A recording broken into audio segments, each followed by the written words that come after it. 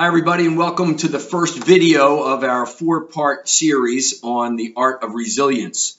If you are here, I'm certainly happy that you're here. You probably watched my first video. It's kind of an intro video where I was out in the woods. I was on a little bit of a retreat, and I was talking to you about the art of resilience. My name is Danny Bader. I'm an Amazon best-selling author and a speaker, and I have been working with people around their vision and the ability for us to create resilience.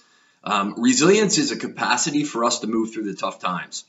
And I think it's something that we need a whole lot of, right? When we're moving through the good times in our health and our wealth and our career and our relationships and all those things, you're good.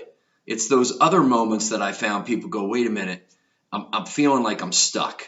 That's usually the word that shows up a lot. You know, in statistics, there's only about 3 to 4 people, 30–40% of the people right now. So think about it. If you're watching two teams play basketball, 10 people, there's only about 3 or 4 on there that report being high levels of satisfaction and fulfillment with life. Other people are saying, no, my job's just a job. My health is not where it should be. I've kind of neglected that. I have some relationships that I need to work on. So what I'm going to do, I'd like to do for you is just lead you through these 4 short videos. I'm going to break down the solution to moving through these tough times, which I call resilient, into 4 parts.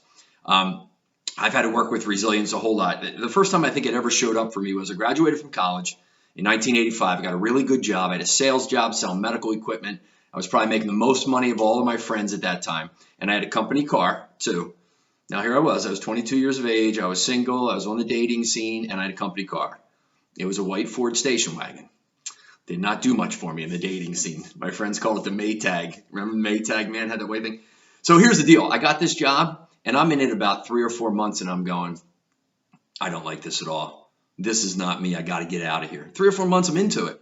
Right? I talked to my parents, hang in there. We keep going. Finally, about a year, I said, I got to get out of here. You know, I got to take off. So I did what any very focused college student would do, and resilient college student would do. I went down to the South Jersey beaches, and I tended bar for the summer. And then when that was over, I went into Aspen, Colorado. And I tended bar in Aspen, Colorado, and I worked about 3 or 4 jobs. And my mom would always say to me, I would say I was finding myself. My mom would say, well, Daniel, did you find yourself yet? And I would say, Mom, you know, I love you very, very much. I have not found myself, but this is a really good place to look with a lot of good snow days. So I returned back because I thought, you know what, I got to kind of get back in the game here. And that's the resilience part.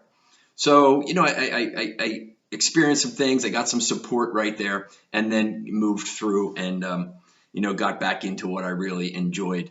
The other time I needed some resilience was after a tragic accident in 1992. A friend and I were lowering a metal ladder, and we hit an electric line. It had about 8 to 10,000 volts of electricity in it. See, it always kind of gets me when I have to talk about this.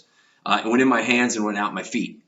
And it killed me, and it killed my friend that day. We lost a beautiful man, a husband and father, and a good friend. So I came back to life then, and I'm trying to figure out where to go in my life, and that was a tough road.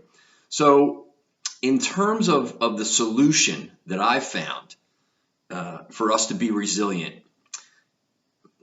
look, it could be in any part of your life. As I said, it could be your health, it could be relationships, it could be your career. It could be maybe spiritual. You're a little bit out of whack spiritually, or one of those things. The first part of the solution that I think is really, really important for you. I talked to you last time about being still, just, you know, letting things settle a little bit. But I think the first part of this right now is to really go up and think about what you're saying to yourself. What are the beliefs that you have about this? I can't believe I'm here. I'm never going to get. It's not going to work out. I don't have time to work out. You know, this career, my boss a knucklehead. All the things that we're saying that we believe to be true, because they're our beliefs, and they'll form our mindset.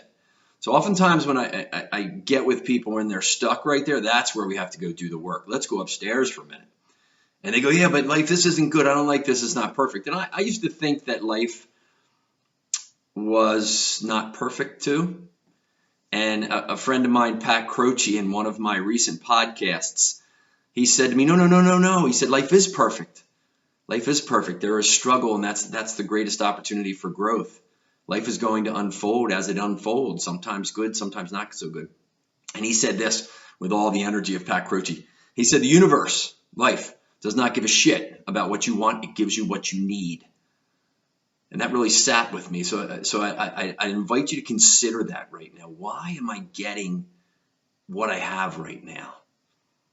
Why am I getting what I have? Where's the potential growth here for me to come out of this?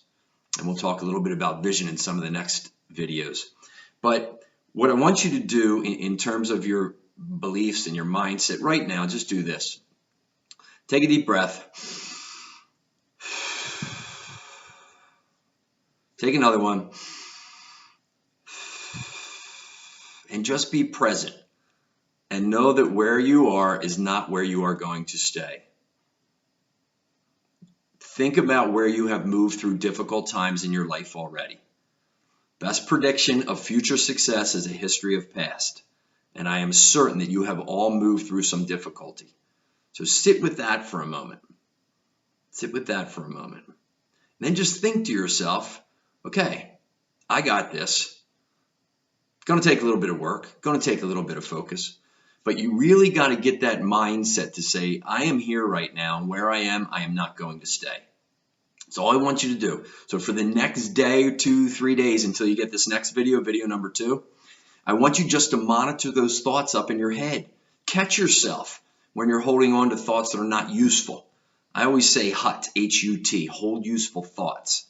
Okay? It's not about not having shitty thoughts. It's about not letting them win. So catch yourself with them, reframe it, understand that you're moving through wherever you are, and you're going to create a wonderful vision for yourself into the future.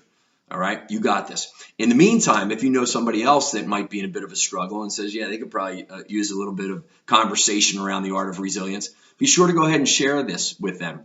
And also do me a favor, go ahead and connect with me on Facebook down here. If you like what I'm up to and you like some of my messages and the support that I get up every day to offer people to the best of my ability, go ahead and connect. So until then, monitor your thoughts. I'll see you on video number 2.